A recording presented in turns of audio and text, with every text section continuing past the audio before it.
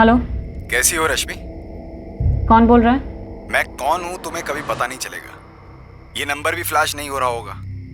रश्मि चौधरी कभी ढूंढ नहीं पाओगी मुझे। तुमने मुझे धमकी देने के लिए फोन किया है? नहीं, धमकी नहीं, शुभचिंतक हूं तुम्हारा। बस एक फरिश्ता समझ लो। ये जो तुम अपने लैपटॉप पे तस्वीरें देख रही हो ना, तुम्हें कैसे पता कि मैं क्या कर रही हूँ? मुझे सब पता है। कहने को तुम एनजीओ वाली समाज सेविका हो, पर हर इंसान की तरह तरक्की की सीढ़ी चढ़ना चाहती हो। और तुम मुझे खरीदना चाहते हो। अब तुम वो सेठ की फैक्ट्री में वो क्या कहते हैं, स्टिंग ऑपरेशन कर लिया। तस्वीरें ले ली चोरी छुपकर। चलो कोई नहीं, तुम जीती सेठ हारे। अब सेठ की हार कबूल करो और अपना अमाउंट बोल दो, लेकिन हाँ, थोड़ा सोच समझ कर। मुंह उतना ही खोलना जितने में दोनों का फायदा हो। थक गया है अपनी बीवी से। दरअसल थक गया है कहना बहुत कम होगा, बल्कि अब उसकी बीवी उसके लिए बर्दाश्त की हद से बाहर हो गई है। ये शादी अब उसके लिए सिर्फ टॉर्चर है। ये बात उसके दिमाग में बैठ गई है। ये औरत खुद से उसके जीवन से नहीं निकलने वाली। उसे उसको निकालना होगा, और उसका एक ही तरीका है, उसे अपनी बीवी का मर्डर करना होगा। अब यहां से पूरी कहानी परफेक्ट मर्डर के प्लानिंग के बारे में है। और हाँ, हम कोई सोशल मैसेज नहीं दे रहे, क्राइम नेवर पेज वगैरह। हम सिर्फ ये दिखा रहे हैं कि कैसे ये कैरेक्टर अपने शातिर दिमाग का इस्तेमाल करता है। आशीष, इस कैरेक्टर को निभाने और समझने के लिए मुझे एक्टिंग करने की जरूरत ही नहीं पड़ी। क्यों भाई? क्योंकि इस अजय के कैरेक्टर को खुद से जोड़ पा रहा हूँ मैं। ऐसा लग रहा है मानो इस अजय के कैरेक्टर के नस नस से वाकिफ हूँ मैं। बॉस, मुझसे बेहतर इस रोल को कोई कर ही नहीं सकता। थैंक्स। और सुन, चूंकि तू मेरा दोस्त है इसलिए खुल के बता रहा हूँ, अपना बिल्कुल ना के बराबर बजट। कोई बात नहीं आशीष, बजट नहीं होगा तो भी मैं इस रोल को करूँगा, क्योंकि ये रोल तो लिखा गया ही मेरे लिए। थैंक्स। अच्छा सुन, फीमेल लीड के लिए तू गायत्री को मना लेगा? वाइफ के लिए? हाँ यार, प्रोजेक्ट को वेटेज मिलेगा। और वैसे भी आजकल टीवी पे छाई हुई है तेरी। अरे नहीं यार, वाइफ के रोल के लिए नहीं। उसका मर्डर मैं कैसे कर सकता हूँ?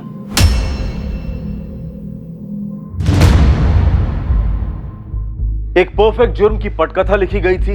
एक परफेक्ट जुर्म को अंजाम दिया जाने वाला था। सारे किरदारों को एक जैकपॉट की ख्वाहिश थी, एक ऐसा जैकपॉट जो उन्हें अपनी मंजिलें दिलाता, और वो भी जल्दी। The number you have called is currently switched off.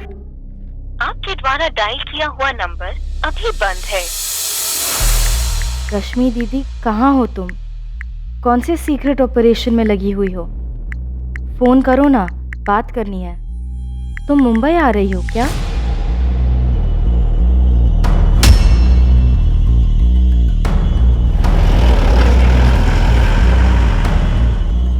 The number you have called is currently switched off.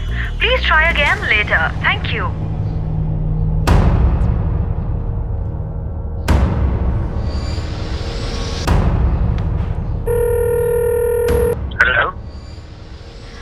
Hello जीजू, मैं खुशबू बोल रही हूँ। सबसे पहली बात खुशबू, तुम मुझे जीजू बुलाना बंद करो। अब मैं तुम्हारा जीजू नहीं हूँ। हाँ ओके, सॉरी। निखिल, आपको पता है दीदी कहाँ है? मुझे क्यों आइडिया होगा कि तुम्हारी रश्मि दीदी कहाँ है और वो कहाँ गई है, जान के भी मैं करूँगा क्या? तुम शायद भूल रही हो कि 3 साल हो गया तुम्हारी रश्मि दीदी को और मुझे अलग होके, तो उसके ठिकानों के बारे में मुझे कैसे पता होगा? वो क्या है ना जी निखिल, 4 दिन से दीदी का फोन नहीं लग रहा है। तो मैं क्या करूं? प्रताड़ित एक्स हस्बैंड हूं उसका सिक्योरिटी गार्ड नहीं हूं मैं, समझी?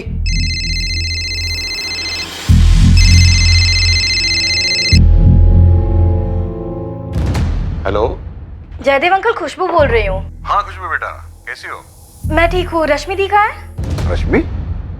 मुझे नहीं पता बेटा रश्मि कहाँ है। अंकल, वो आपकी किराएदार है। किराएदार थी बेटा, लेकिन वो कुछ दिन पहले ही मकान खाली करके चली गई। उसके साथ सेटलमेंट हो गई, फाइनल डील भी हो गई।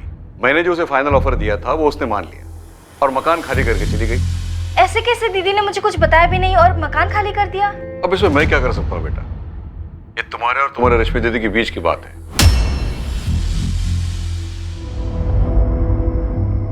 रश्मि चौधरी, उम्र 29, कहाँ चली गई थी, कहाँ थी इस वक्त, ये उसके इर्द गिर्द किसी को पता नहीं था। अपनी बहन का पता लगाने रश्मि की छोटी बहन खुशबू चौधरी मुंबई से लखनऊ पहुंची। 20 जुलाई का मेल है तुम्हारी दीदी का। मुझसे मकान मालिक जयदेव भल्ला के खिलाफ केस वापस लेने के लिए कहा।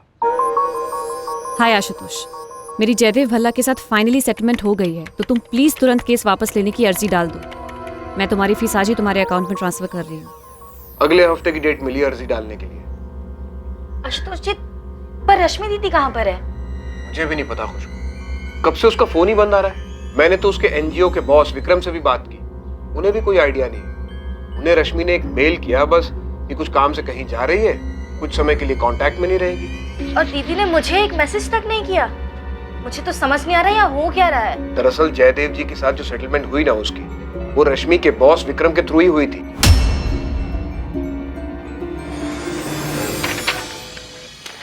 ये रहा रश्मि का ईमेल। हे विक्रम, कुछ बड़ा हाथ लगा है। बड़ा मतलब बहुत बड़ा। अभी ज्यादा नहीं बता सकती। मैं कुछ दिन ऑफिस नहीं आ पाऊंगी। इसमें अच्छा खासा टाइम जाने वाला है। फ्री होकर सबसे पहले तुम्हें फोन करूंगी। 20 जुलाई को ये ईमेल मेरे पास आया। इसे मिलते मैंने रश्मि को फोन किया था, लेकिन उसका फोन बंद हो चुका था। तुम तो जानती हो अपनी बहन को, कैसे किसी काम के सिलसिले में जब भी कहीं जाती है हफ्तों गायब रहती है। लेकिन खुशबू, एक बात तो तय है कि 20 जुलाई को उसने जयदेव भल्ला का मकान खाली कर दिया था। अगर 20 तारीख को दीदी ने जयदेव अंकल का मकान खाली किया तो उसके बाद वो कहाँ रह रही थी? और 23 को मैंने उन्हें फोन किया, उनका फोन बंद आ रहा था। घर खाली करने के बाद वो डायरेक्टली ऑपरेशन पे तो नहीं गई होंगी। उनका सारा सामान कहाँ है? अब खुशबू, ये तो मैं भी नहीं बता सकता क्योंकि फोन बंद था उसका। दीदी का जयदेव अंकल के साथ अचानक सेटलमेंट कैसे हो गया? कुछ अजीब सा लग रहा है। निखिल को नहीं पता दीदी कहाँ है, आपको नहीं पता दीदी कहाँ है, ऐसे कैसे हो सकता है? तुम तो उसकी बहन हो। जब उसने तुम्हें तो कुछ नहीं बताया तो बाकी किसी को बताने का तो सवाल ही नहीं पैदा होता। रश्मि चौधरी का कुछ पता नहीं चल रहा था और उसकी छोटी बहन खुशबू चौधरी ये मानने को तैयार ही नहीं थी कि उसकी रश्मि दीदी बिना उसे बताए ऐसे कहीं जा सकती है। खुशबू को शक हुआ कि या तो उसकी बहन का अपहरण हुआ है या फिर उसे जबरन कहीं रोका गया है। रश्मि के इर्द गिर्द कुछ बातें थीं जिनकी वजह से उसके लापता होने पर खुशबू को कुछ खटकने लगा था। खुशबू, तुम्हारी बहन रश्मि ने 20 जुलाई को 2 ईमेल्स भेजे, एक अपने लॉयर आशुतोष को और दूसरा अपने बॉस विक्रम सहगल को। दोनों मेल अपनी आईडी से भेजे। तुम्हें लगता है दोनों फर्जी हैं? ईमेल्स फर्जी हो सकते हैं क्योंकि सर, मैं अपनी रश्मि दीदी को बहुत अच्छे से जानती हूँ। हम दोनों बहनें बहुत क्लोज हैं और इस तरह फोन बंद करके कहीं चले जाना, वो भी मुझे बिना बताए, ऐसा हो ही नहीं सकता। लेकिन मकान मालिक जयदेव भल्ला ने बताया कि तुम्हारी बहन सारा सामान लेके घर खाली करके कहीं चली गई। अगर मकान खाली किया तो कहाँ गई, और वो भी मुझे बिना बताए? ऐसा नहीं हो सकता, मैं मान ही नहीं सकती। रश्मि पिछले 2 सालों से मेरे मकान नंबर 12 में किराए पर रह रही थी। बगल में मेरे 3 और मकान हैं, वो भी किराए पे थे। तीनों ने पैसे लिए और खाली कर दिए, लेकिन रश्मि की मांग कुछ ज्यादा ही थी, वो खाली कर ही नहीं रही थी। मैं तुम्हारा यहाँ 1 घंटे से इंतजार कर रहा हूँ रश्मि। मैंने बोला था ना जयदीप जी आपसे कि शायद मैं लेट हो जाऊंगी, आप ही जल्दी आ गए। पानी? नहीं, 20 लाख, सिर्फ और सिर्फ 20 लाख। मैं तुम्हें इतना ही दे सकता हूँ, इससे 1 पैसा भी ज्यादा नहीं। जयदेव जी, आपके चारों मकानों पर बिल्डर कम से कम 6 फ्लोर की 2 बिल्डिंग्स बनाएगा और उसने आपको पूरे 60 करोड़ ऑफर किए। गलत बोल रही हूँ? गलत कर रही हो तुम रश्मि, जो खाली नहीं कर रही हो। बाकी तीनों कैसे मान गए 20 में? और मुझे जितने भी पैसे मिले उसे तुम्हें क्या? जमीन मेरी है, तुम सिर्फ किराएदार हो। ये जो आप मेरी जमीनें बोल रहे हैं ना, सीना चौड़ा करके जयदेव जी, मैं उसकी बाल की खाल करके निकाल सकती हूँ कि ये जमीनें हासिल करने में आपने कितनी मुट्ठियां गर्म की। सोशल वर्कर समझ के मैंने तुम्हें मकान किराए पे दिया था, पक्का कॉन्ट्रैक्ट तक नहीं बनाया, और अब तुम मुझे धोखा दे रही हो। कैसा धोखा? सोशल वर्कर है तो क्या हवा में सोएंगे? 1 करोड़ तो मांग रही हो। हाँ कहिए, अभी साइन करते। फिर वही 1 करोड़? तुम गलत कर रही हो रश्मि। जयदेव जी, आपके बाकी सारे मकानों का डील सस्ते में हो गया, आपको ज्यादा पैसे नहीं देने पड़े। मैं तो बस थोड़ा सा ज्यादा मांग रही हूँ, आपके 60 करोड़ में से 1 करोड़। 59 तो फिर भी आपके पास है ना। फिर भी आप ये कह रहे हैं कि मैं आपके साथ धोखा कर रही हूँ। पूरे 1 साल तक रश्मि ने कोर्ट के चक्कर कटवाए मुझे। मैंने कई बार उसके वकील आशुतोष और उसके एनजीओ के बॉस विक्रम से कहा कि सेटलमेंट करवा दे। आखिरकार विक्रम जी ने कुछ 45 लाख में सेटलमेंट करवा दी। तब जाकर उसने सिविल केस वापस लिया, पैसे लिए और मकान खाली कर दिया। 45 लाख? आपने दीदी को 45 लाख दिए और दीदी ने मुझे ये बताया तक नहीं और यूं ही कहीं चली गई? ऐसा कैसे हो सकता है? तुम और तुम्हारी दीदी एक दूसरे को क्या बताती है क्या नहीं बताती है, लेकिन मैं सच कह रहा हूं सर, मेरा सारा पेपर वर्क तैयार है। चाबी हैंड ओवर की रश्मि ने? इतनी तमीज कहां रश्मि में सर। मैं 20 तारीख को पूछने गया था उसे कि चाबी कब दे रही है।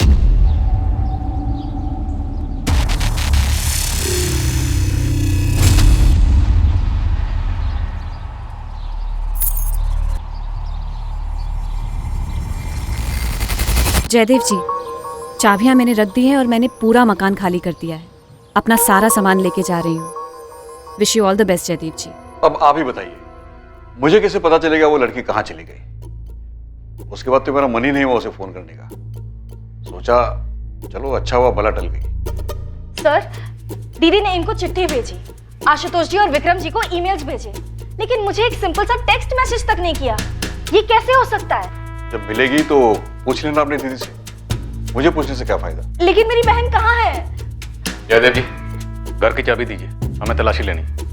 हाँ मैम, जयदेव जी बिल्कुल ठीक कह रहे हैं। 17 जुलाई को उन्होंने मुझे 45 लाख कैश दिए थे, जो मैंने उसी दिन रश्मि को दे दिए थे। लेकिन विक्रम जी आपके थ्रू क्यों? जयदेव भल्ला ने कैश डायरेक्टली रश्मि को क्यों नहीं दिया?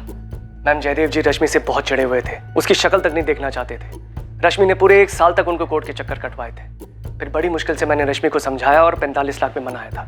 ये रहे तुम्हारे 45 लाख, गिन लो। विक्रम, मेरे वकील आशुतोष से ज्यादा भरोसा करती हूँ तुम पे। वो तो मुझे 25 पे सेटल करने के लिए कह रहा था, लेकिन तुम्हारी वजह से कम इतने तो मिले मुझे।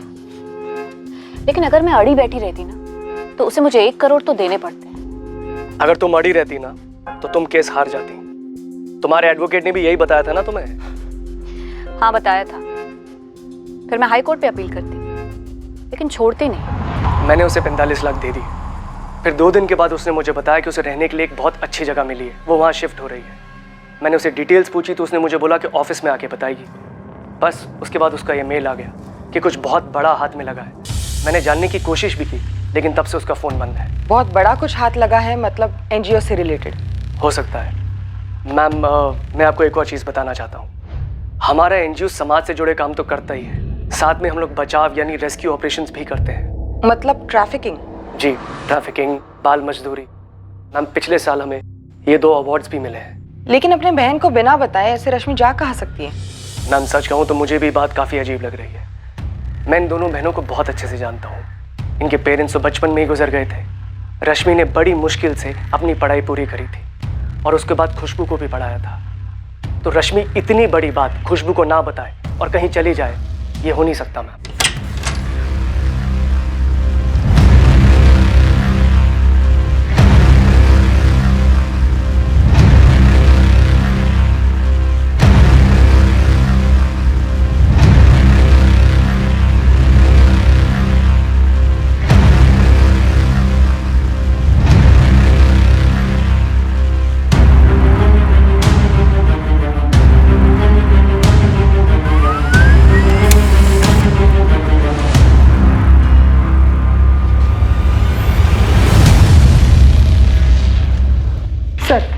रश्मि के फोन की लास्ट लोकेशन उसी के एरिया गिरिधर नगर की थी, जहाँ 20 जुलाई 2017 को उसका फोन स्विच ऑफ हुआ था। फोन स्विच ऑफ होने से पहले उसने किसी स्टेट एजेंट या ब्रोकर को कॉल्स किए थे? सर, मैंने पिछले महीने के सारे कॉल स्कैन किए, लेकिन उसमें किसी ब्रोकर या एजेंट को कॉल नहीं किए गए। दरअसल सारे कॉल्स या तो वकील आशुतोष, विक्रम या खुद के बहन को किए गए थे। लेकिन सर, इसमें एक नंबर है 444891-351, जिस पर 2 जुलाई को बात हुई थी। ये नंबर निखिल आचार्य का है। उसका मर्डर मैं कैसे कर सकता हूँ? रश्मि का हस्बैंड जो मुंबई में रहता है। रश्मि का हस्बैंड? लेकिन खुशबू ने तो हस्बैंड के बारे में कुछ बताया ही नहीं। सर, 3 साल पहले अलग हुए थे और रश्मि ने इसे भी कोर्ट तक घसीटा था। घरेलू हिंसा का केस किया था इसके खिलाफ। दैट्स राइट मैम, रश्मि का केस मैं ही हैंडल कर रहा हूँ। मैंने उसे समझाने की कितनी कोशिश की कि केस विड्रॉ करो, आगे बढ़ो, जितना मिल रहा है उसमें मान जाओ, लेकिन नहीं।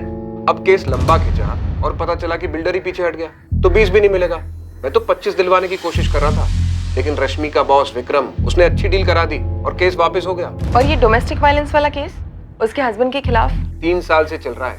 अब शांति और समझदारी से अलग नहीं हुए रश्मि और निखिल। मैंने कहा भूल जाओ, लेकिन लोग भुला ही नहीं पाते। रश्मि भूलने को तैयार ही नहीं है। वो कहती है कि अगर मैंने केस वापस ले लिया तो उन तमाम औरतों का क्या होगा जो केस लड़ ही नहीं पाती हैं। इसीलिए वो अपने पति निखिल के खिलाफ डोमेस्टिक वायलेंस का केस वापस नहीं ले रही है। एक केस खत्म हुआ और साथ में मिला कैश, और दूसरा केस अभी भी लड़ रही है अपने सेपरेटेड हस्बैंड के खिलाफ। सर कितनी अजीब बात है, ये रश्मि अचानक से गायब हो जाती है किसी को बिना बताए, वो भी 45 लाख मिलने के बाद। सुप्रिया, हो सकता है खुद से गायब ना हुई, किसी ने शातिर प्लानिंग के तहत गायब कराया। ऐसा लगता है उसकी पत्नी गायब नहीं हुई है, वो खुद अपनी मर्जी से कहीं चली गई है। उसने लोगों को तैयार कर लिया है तो वो ये कहेंगे कि कुछ गड़बड़ नहीं है। आखिर पुलिस भी तो कुछ साबित नहीं कर पाती, पर पुलिस लगी रहती है, कहती है बहुत ही बारीक प्लानिंग हुई है, एक परफेक्ट क्राइम की कोशिश हुई।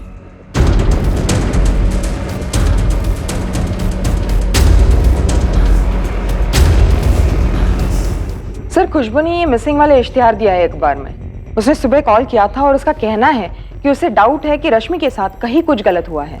लेकिन इस डाउट को टटोलने के लिए हमारे पास कोई सुराग भी नहीं। कुछ तो हुआ है, एक सोशल वर्कर का इस तरह अचानक गायब हो जाना या अंडरग्राउंड होना, क्या वजह हो सकती है?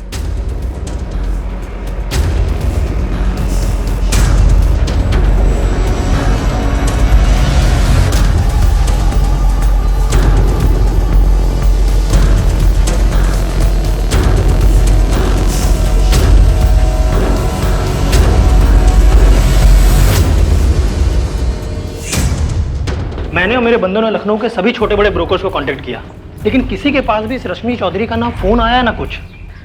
45 लाख कैश था उसके पास, छोटी रकम नहीं होती। और खुद से गायब होने की कोई वजह भी तो नहीं थी। और अगर कुछ है भी तो फोन रिकॉर्ड्स में दिख नहीं रहा। मुझे दो बातें समझ में आ रही हैं। पहला तो रोकड़ा कि किसी ने 45 लाख रुपए के लिए इसे गायब कर दिया और मारवार भी डाला, और दूसरा कारण हो सकता है बदला, कि किसी का नुकसान करवाया हो इस एनजीओ मैडम ने। बंदे ने बदला लेने के लिए गायब करवा दिया, मारवार भी डाला। लेकिन उसने लोगों से कहा कि उसे दूसरा मकान मिल गया है, वो शिफ्ट हो रही है। मकान खाली हुआ है मतलब सामान निकला है, पर निकला है तो कब, कैसे और गया कहाँ?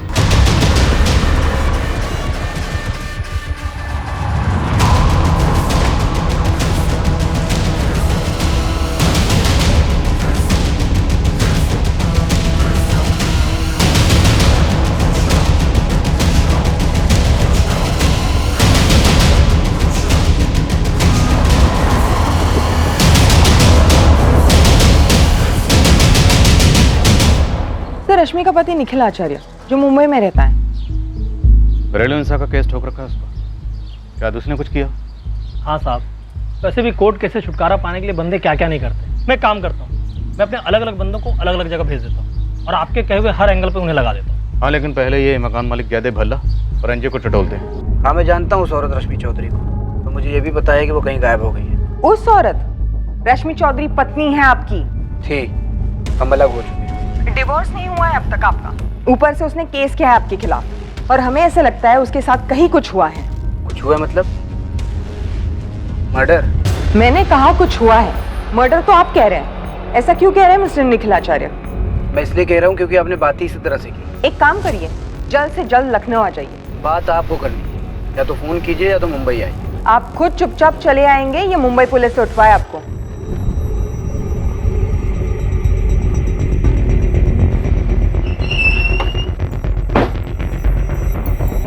अरे सर, सर सर ऑफिस खोला तो ये हाल मिला इधर।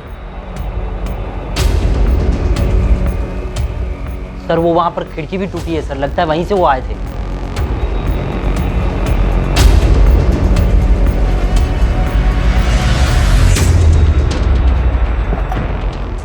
सीसीटीवी वायर काट दी गई है सर। टीवीआर का सारा फुटेज है सर। मैं तो बोलता हूँ जल्दी से पुलिस को फोन करते हैं। मुझे लगता है ये जो कुछ भी हुआ है ना, रश्मि से जुड़ा हुआ है। रश्मि से? जी जयदेव जी बोलिए। मैंने पूरी ईमानदारी से आपको 45 लाख रुपए दिए थे रश्मि को देने के लिए। इसके बावजूद भी सारी दुनिया मुझे फोन करके पूछ रही है उसके बारे में। बिल्डर भी पूछ रहा है कि आखिर माजरा क्या है। देखिए विक्रम जी, अभी मुझे परेशान मत करिए। मैंने आपके और रश्मि के बीच में सिर्फ बातचीत करवाई थी, आगे खुद हैंडल करिए आप। हाँ, लेकिन आप मेरी बात तो सुनिए विक्रम। सर आप मेरी बात सुनिए, मैं अभी अपने ऑफिस में आया, मेरे ऑफिस में चोरी हुई है, प्लीज मेरी बात समझिए, मुझे अभी परेशान मत कीजिए। खुशबू, तहकीकात चल रही है, हम खाली हाथ नहीं बैठे। हमें भी लगता है कुछ सीरियस हुआ है। सीरियस मतलब सर? खुशबू, अभी पक्का नहीं है। हम हर मुमकिन कोशिश कर रहे हैं। हर पहलू में तहकीकात जारी है।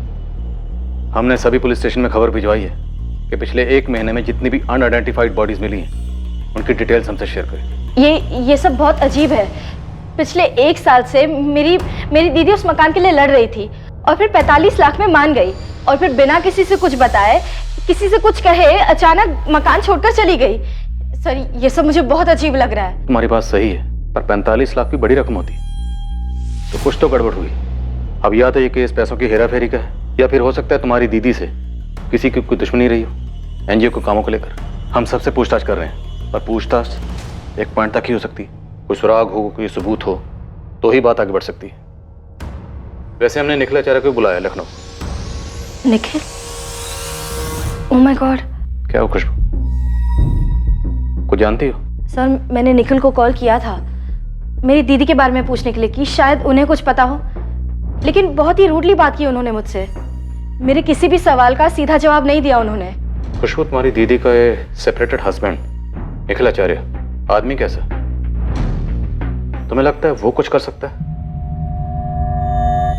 सर, कौन क्या कर सकता है मुझे कुछ समझ नहीं आ रहा। मुझे सिर्फ इतना लग रहा है कि मेरी दीदी कोई बहुत बड़ी मुसीबत में फंस गई है। जावेद भाई। नीलेश, बोल भाई, क्या खबर है? ये रश्मि चौधरी जो है, ये समाज सेवा में थी। अबे, तुम मुझे बता रहा हो क्या थी? ये बता कहाँ है? कानपुर। कानपुर में है? अरे नहीं, कानपुर में प्रकाश सेठ है, एक चूड़ियों का छोटा सा कारखाना है उसका।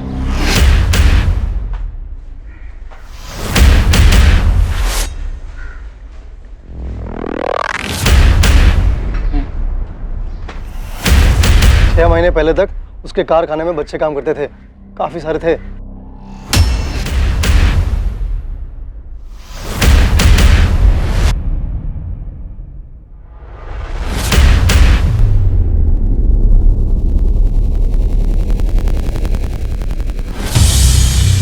छह महीने पहले छापा पड़ा वहाँ? उससे पहले प्रकाश ने खुद सारे बच्चों को वहां से हटा दिया। ये रश्मि जिस एनजीओ के लिए काम करती है, वो लोग बाल मजदूरी के खिलाफ कुछ तो करते हैं और बच्चों के तस्करी के खिलाफ भी।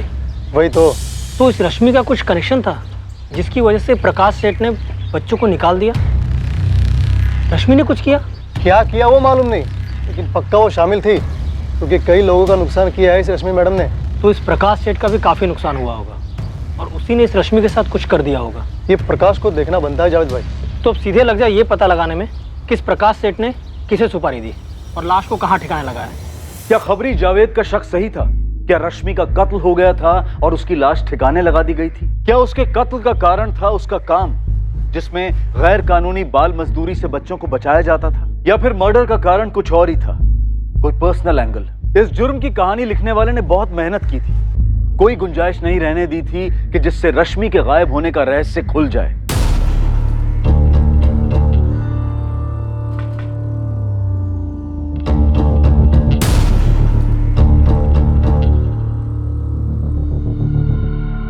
क्या आप लोगों के पास ऐसे कोई इन्फॉर्मेशन थी जिसकी वजह से ये चोरी हुई हो? मैम, हमारे तो काफ़ी सारे प्रोजेक्ट चलते रहते हैं, लेकिन कुछ प्रोजेक्ट्स ऐसे होते हैं जो गैर कानूनी एक्टिविटीज़ का खुलासा करते हैं, जैसे बच्चों की तस्करी, चाइल्ड लेबर। अभी इस वक्त ऐसे कौन से प्रोजेक्ट पर काम चल रहा है?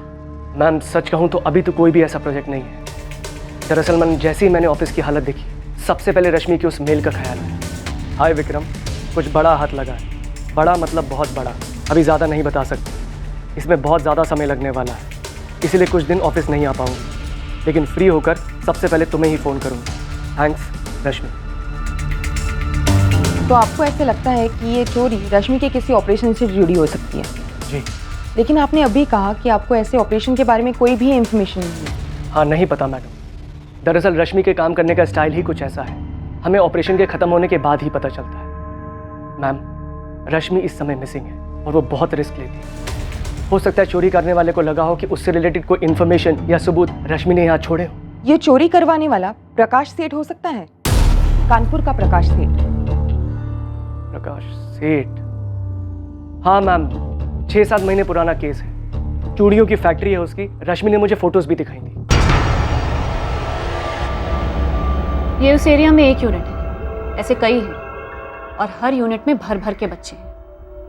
पूरे इंडिया से पक्का बहुत सारे बच्चे अगवा किए गए होंगे। Good job. एक काम करते हैं, पुलिस को बताते हैं और रेड करवाते हैं।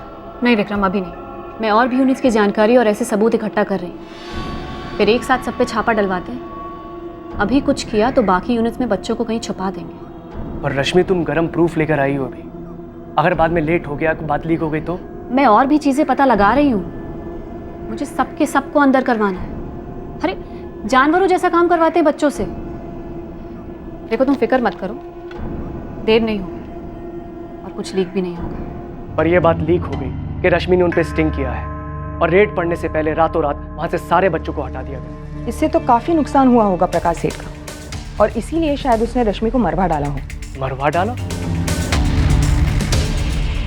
मैंने कितनी बार रश्मि से कहा था कि तुम जो भी करती हो पुलिस वालों को और मुझे बताया करो, कहाँ जा रही हो, क्या कर रही हो। पहले कभी रश्मि इतने लंबे अरसे के लिए गायब हुई है? नहीं मैम, कभी भी नहीं। और आज 14 दिन हो गए। और इस ऑफिस में रात में हुई चोरी के बाद मेरा डर और बढ़ गया है मैम। निखिल आचार्य को मिले हो कभी? रश्मि का सेपरेटेड हस्बैंड। विक्रम सर, हमने तो उसके बारे में सोचा ही नहीं। क्या नहीं सोचा? हस्बैंड वाइफ में बहुत टेंशन थी। सॉरी, मैं आपको बताना ही भूल गया। वो क्या बताना था तुम्हें? रश्मि उसे डिवोर्स नहीं दे रही है। 3 साल पहले अलग हुए थे ना वो? जी, लेकिन रश्मि ये चाहती है कि निखिल मान ले कि उसने रश्मि को टॉर्चर किया है, तभी वो उसको डिवोर्स देगी। टॉर्चर? टॉर्चर?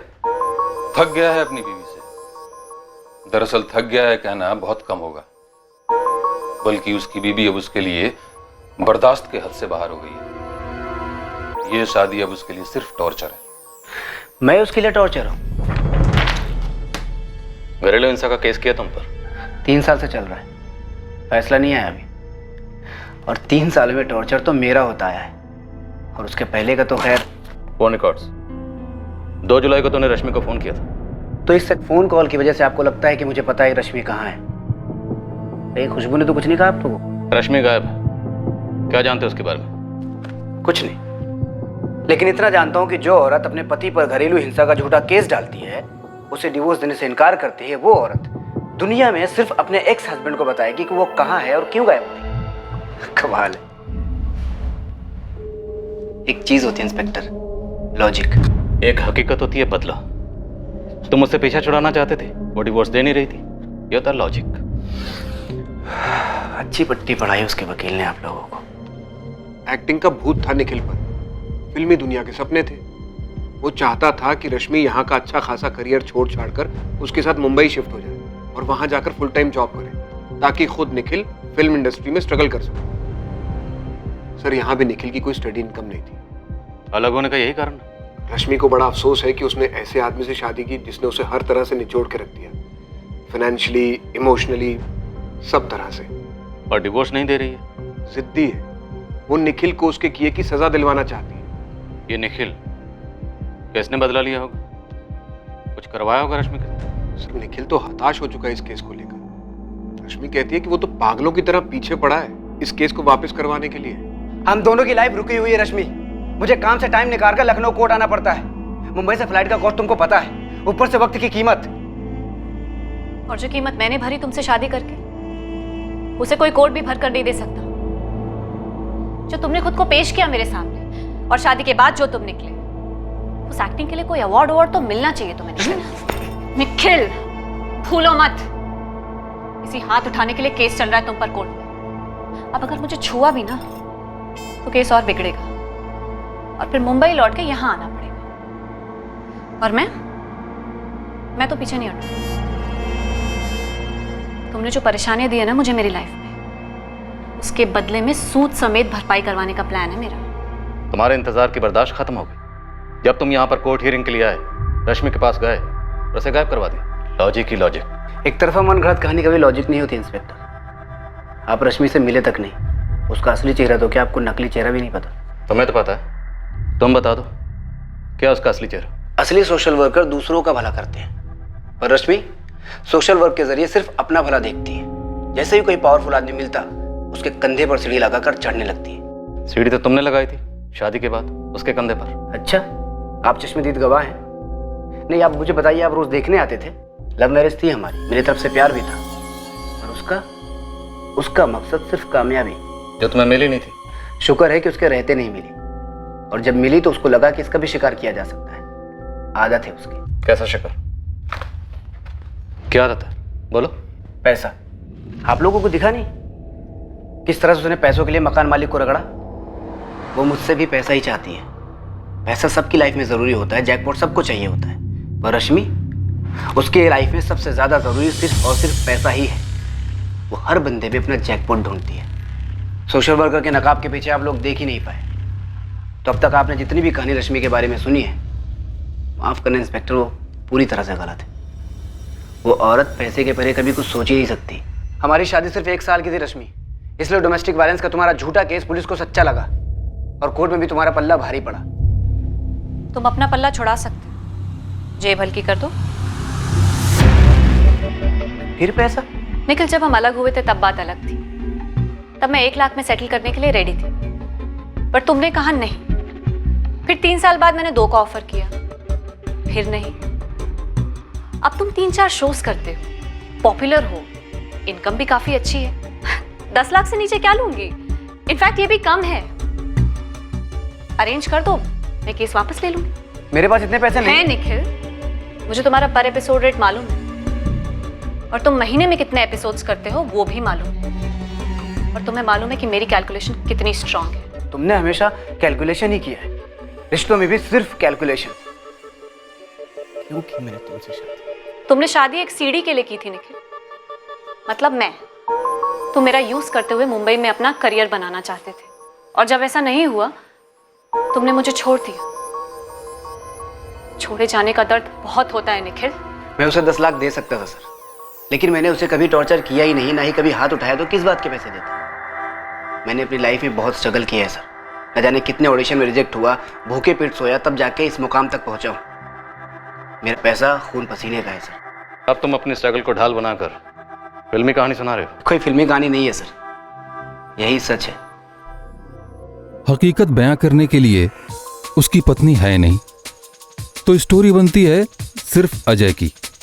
वो जो कहता है उनके बीच जो हुआ वो सच बन जाता है। पुलिस अजय को क्वेश्चनिंग के लिए बुलाती है।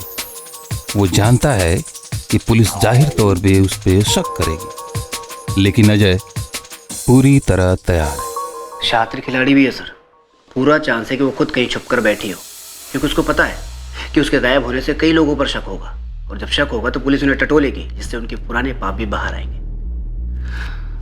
उनके इसी डर का फायदा उठाकर वो उनसे पैसे निकलवा रही होगी सर। तुम्हारी बातों से ऐसा बिल्कुल नहीं लग रहा कि तुम एक ऐसी औरत की बात कर रहे हो जो कभी तुम्हारी बीवी रह चुकी।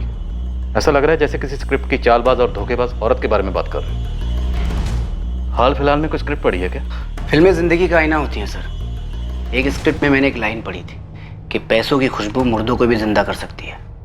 पैसा कुछ भी करवा सकता है सर। थोड़ा ड्रामेटिक है, पर सच छुपा हुआ है इस लाइन में। 45 लाख कैश थे उसके पास, लेकिन हमने कहीं देखा नहीं है सर।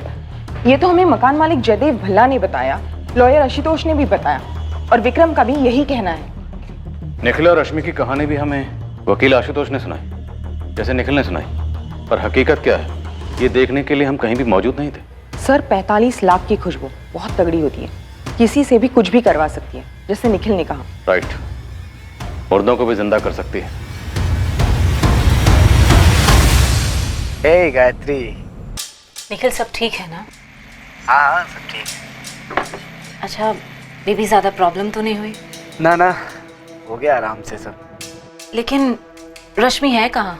स्क्रिप्ट में ये डायलॉग पुलिस का है, तुम्हारा नहीं है, और गर्लफ्रेंड ऐसे सवाल नहीं पूछा करते। सर इस निखिल का मुंबई और लखनऊ का बैकग्राउंड निकलवाती हूँ। मुंबई पुलिस की हेल्प लो। बात शुरू है सर। मुझे लगता है इस एनजीओ के विक्रम से एक बार और क्वेश्चन करना चाहिए। कोई टिप? सर एनजीओ उसका है, लेकिन उसे रश्मि के ऑपरेशन के बारे में कुछ भी नहीं पता। और दूसरी बात, ये ऑफिस में जो चोरी हुई है, मुझे लगता है रश्मि के गायब होने से जुड़ी हो सकती है। शायद पहले के किसी केस से रिलेटेड हो। मैं चूड़ी फैक्ट्री के मालिक प्रकाश सेठ को कॉल करता हूँ, जिस पर रश्मि ने स्टिंग किया था। तुम निखिल और विक्रम पर लग जाओ। सुप्रिया, क्या तुम्हें लगता है कि रश्मि का मर्डर कर दिया गया है और उसकी लाश कहीं छुपा दी गई है? सर पॉसिबिलिटी तो है, लेकिन अगर ऐसा हुआ भी है तो लाश जयदेव भल्ला के मकान नंबर 12 में नहीं हो सकती, क्योंकि मैंने उस घर का कोना कोना छान मारा है। सर मैं मानना नहीं चाहूंगी कि मर्डर हुआ है, लेकिन उसका हवा हो जाना इतने अच्छी तरीके से प्लान है। डिटेल्स देखिए सर, दरवाजे पे एनवेलप में चाबी और जयदेव भल्ला को वो चिट्ठी। सर फिर वो 2 ईमेल्स, एक लॉयर आशुतोष राय को और दूसरा ईमेल बॉस विक्रम सहगल को। पूरा घर खाली करके गायब हुई, लेकिन घर का वाईफाई डिस्कनेक्ट नहीं किया। किसी ने रश्मि को घर में मार दिया, फिर उसी के वाईफाई से, उसी के ईमेल से वो दोनों मेल्स भेजे।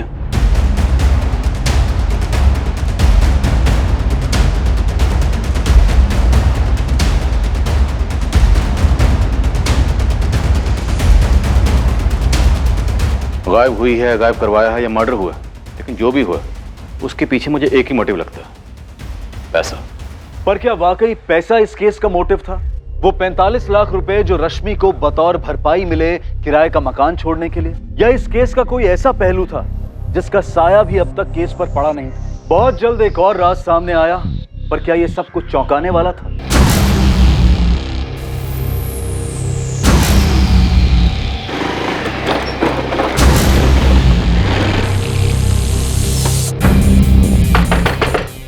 अबे दरवाजा तोड़े। नीलेश, तेरे कानपुर के उस चूड़ी फैक्ट्री के ओनर प्रकाश सेठ की पुलिस इंटरव्यू ले रही है। लेने दीजिए जावेद भाई, एक ताजी वाली सुनो। इसी केस की टिप है। अब क्या टिप है भाई? अपना हिस्ट्री चीटर है ना सुरेश मल्ला उर्फ खंबा, पी के कुछ उगल दिया क्या?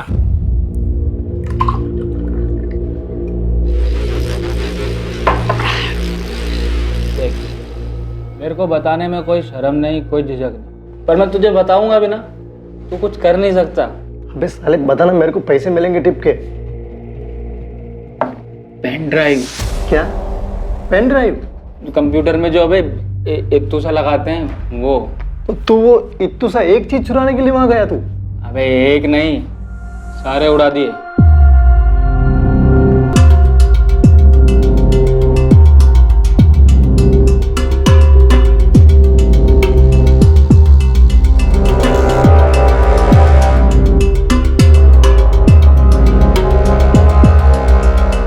वो कीमती होते क्या? नहीं बे, उसके अंदर जो जानकारी होती है ना, वो कीमती होते हैं। कुछ 7-8 मिले थे, सब पहुंचा दिए। किसे? बलवीर यादव।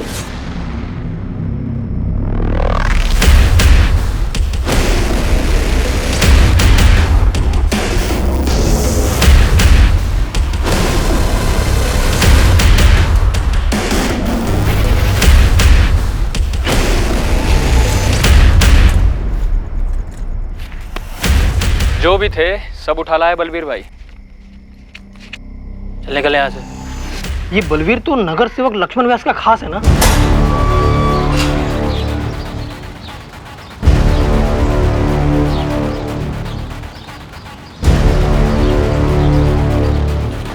भाई जी,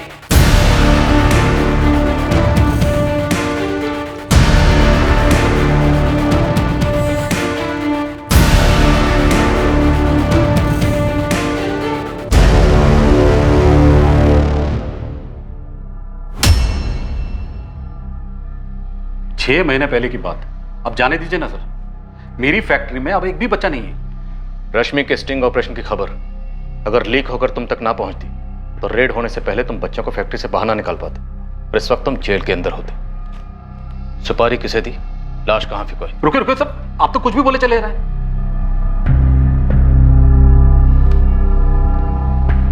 कबूल करता हूं, 6 महीने पहले मेरी फैक्ट्री में बच्चे थे। कबूल करता हूं, मुझे रश्मि चौधरी वाले स्टिंग ऑपरेशन के बारे में खबर मिली। अब ये मत पूछिएगा कि खबर कैसे मिली। कैसे मिली? जब मुझे खबर मिली तो मेरे आदमियों ने रश्मि चौधरी को फोन लगाया, धमकाने के लिए नहीं, समझाने के लिए। अब सेठ की हार कबूल करो और अपना अमाउंट बोल दो, लेकिन हाँ थोड़ा सोच समझ कर। मुंह उतना ही खोलना जितने में दोनों का फायदा हो। 5 लाख।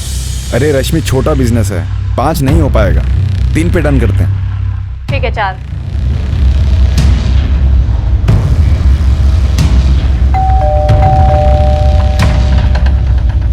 गिन लो, 4 हैं।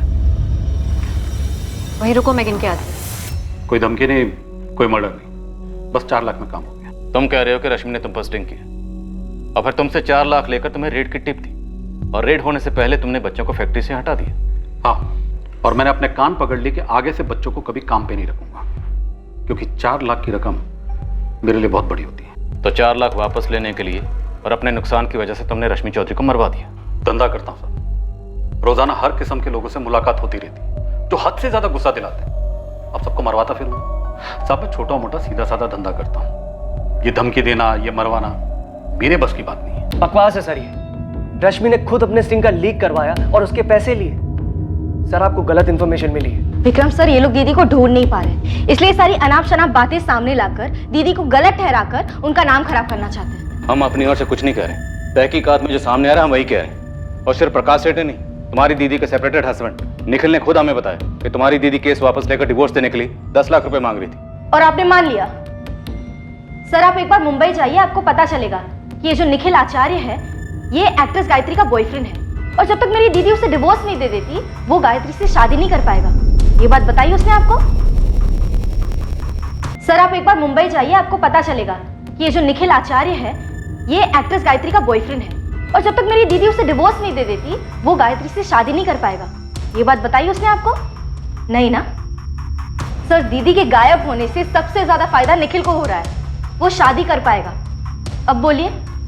निखिल एक्टर बहुत अच्छा है, लेकिन मुझे उम्मीद नहीं थी कि आप लोग भी सीरियल के ऑडियंस के जैसे उसकी एक्टिंग को सच्चाई समझ लेंगे। इस निखिल के बारे में तो मुझे नहीं पता, लेकिन ये जो लॉयर है आशुतोष, बहुत बड़ी, वो सेपरेटेड हस्बैंड का नाम ले रही है और तुम लॉयर का। सर जयदेव जी ने मुझे 45 लाख दिए, डील मैंने कराई, ओके। फिर मेरे पहुंचने से पहले आशुतोष रश्मि को 25 लाख के लिए क्यों मनवा रहा था?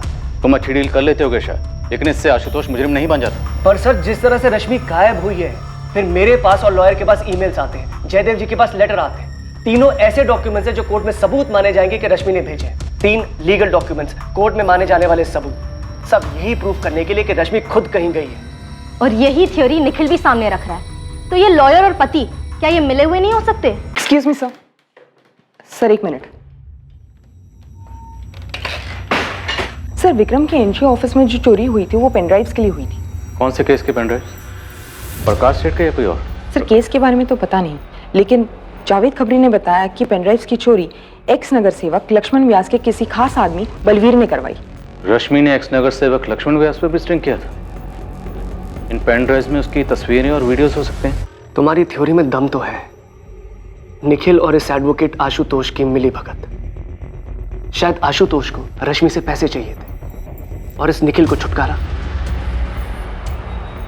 सर दूसरी खबर मुंबई से। निखिल पटेल? सर मुंबई पुलिस की खबरी का कांटेक्ट है जीवन के सफर में, मतलब। हाँ वो उसके शूटिंग के सेट पर। भाई इसमें मेरा नाम नहीं आएगा, मेरी नौकरी चली जाएगी यार। अरे नहीं आएगा यार, तू बोला। चक्कर है निखिल और उस हीरोइन गायत्री का। और ये रश्मि को गायब करने में कोई हाथ है क्या? इतना तो नहीं मालूम, लेकिन भाई वो अपने डायरेक्टर है ना आशीष भाई, वो एक वेब सीरीज बना रहे हैं, परफेक्ट मर्डर अ मिस्ट्री नाम। फुल फाड़ स्टोरी है। स्टोरी बाद में सुना, पहले काम की बात बोल। काम की बात बोल रहा हूँ भाई। वो वेब सीरीज के स्टोरी में हीरो अपनी पत्नी का मर्डर कर देता है। निखिल ने जब स्टोरी पहली बार सुनी थी ना, तो उसने बोला कि ये मैरिज लाइफ की स्टोरी है, इसको मुझसे बेहतर कोई नहीं कर सकता। इस केस के घोड़े कहाँ कहाँ दौड़ रहे हैं। रश्मि ने लक्ष्मण व्यास पर क्या स्ट्रिंग किया होगा, और ये निखिल किसी स्क्रिप्ट की कहानी असली जिंदगी में जी रहा है। सारे आइडियाज उसको वहीं से आ रहे हैं क्या? क्या यार निखिल, तूने बोला तो तू करेगा, स्टोरी तेरे लिए लिखी गई है। आई एम सॉरी आशीष, ये स्टोरी मेरी लाइफ के बहुत करीब लग रही है, मुझसे नहीं हो पाएगा यार। ठीक है, तुझसे जबरदस्ती एक्टिंग तो नहीं करवा सकता ना। चल निकलता हूँ, बाय।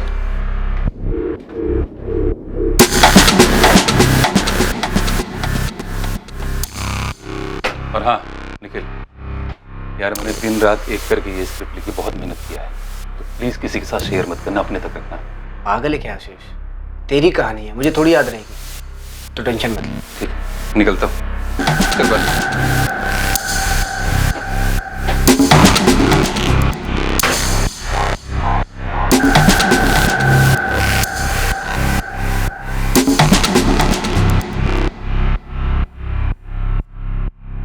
क्या एक फिल्म की कहानी की तरह परफेक्ट क्राइम को अंजाम देने के बाद परफेक्ट तरीके से सुराग मिटाए गए थे? केस में अब कई संदिग्ध थे और कई मोटिव्स भी। एक तरफ निखिल था जो गायत्री से शादी करने के लिए रश्मि से पीछा छुड़ाना चाहता था, दूसरी तरफ थी एक अजीब सी चोरी जिसमें 8 पेन ड्राइव चुराए गए थे, जिनमें शायद रश्मि द्वारा किए गए किसी स्टिंग ऑपरेशन की फुटेज थी और शायद रश्मि उससे पैसा कमाने के चक्कर में थी।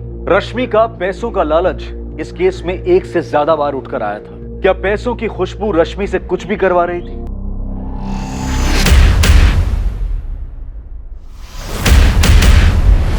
मुश्किल केस था क्रैक करने के लिए और रश्मि अपनी सच्चाई बोलने के लिए सामने नहीं थी, पर क्या वो थी भी या फिर पैसों की खुशबू एक मुर्दे को जिंदा रख रही थी? समय लगा पर आखिरकार ये केस हल हुआ। कैसे हुआ ये हम जानेंगे कल रात इस केस के दूसरे और आखिरी भाग में। अब मैं अनूप सोनी आपसे विदा लेता हूं, फिर मुलाकात होगी। और याद रखें, क्राइम और आपके बीच में सिर्फ इतना फर्क है कि आप कितने सतर्क हैं। सतर्क रहें, सुरक्षित रहें। जय हिंद।